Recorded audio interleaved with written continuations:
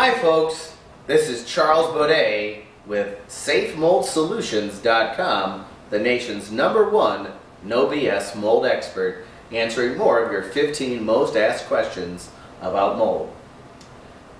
What are the main ways to control moisture in your home? This is an excellent question, folks.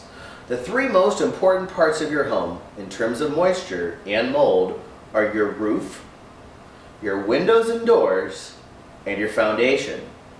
These are the most common ways that water can enter into the home, and if gone unchecked with a water problem can result in a massive mold problem. So it's a good idea once every couple of years to get up on your roof, walk around, check out the flashings around your chimneys, around the boots, and that stuff needs to be serviced every 2 to 3 years by a roofing professional or a qualified homeowner who knows what they're doing. This is the easiest way for water to enter into the home, and the easiest way for you to solve or prevent water leaking from your roof. The other thing to check when you're up on your roof is the ventilation.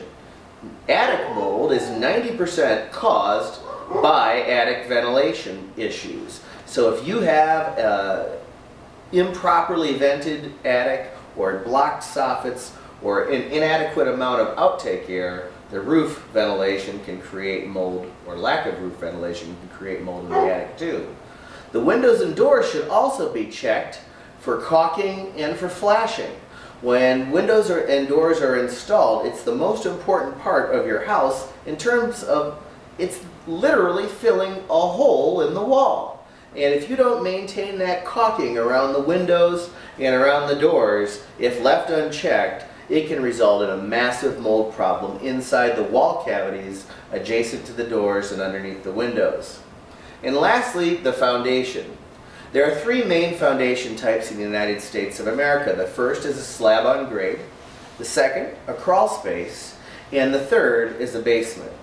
And foundations are my particular area of interest, folks, because my first business was a basement waterproofing business, which I own to this day.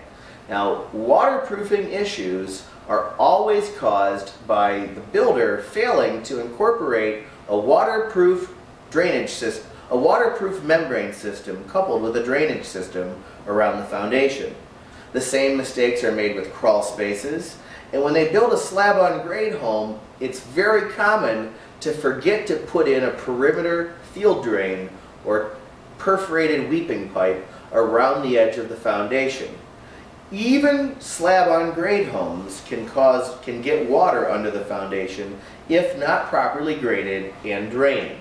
So it's very important to test your foundation. If you have a crawl space or a basement and you suspect there's a water problem, here's an easy trick to remember. I learned it from the Better Business Bureau. What you do is you take a 6" by 6" square of heavy-duty Reynolds wrap. That's aluminum foil. Take that aluminum foil and take 4 large pieces of duct tape. Tape it all the way around the edges, making sure you form a complete seal. Now, wait 24 hours. When you come back the next day, carefully peel back the tape, and if you see beads of condensation, sweat, or moisture between the Reynolds wrap or tin foil and the wall, you've got water trapped inside the walls.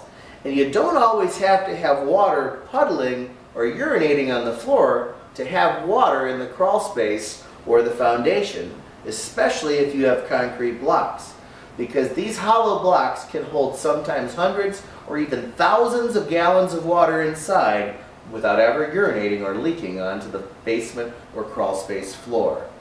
I'm Charles Boday, the nation's #1 no BS mold remediation expert. More information can be found at www.safemoldsolutions.com. And if you have a foundation question, don't forget our sister website, www.superdrybasement.com. Thanks, folks.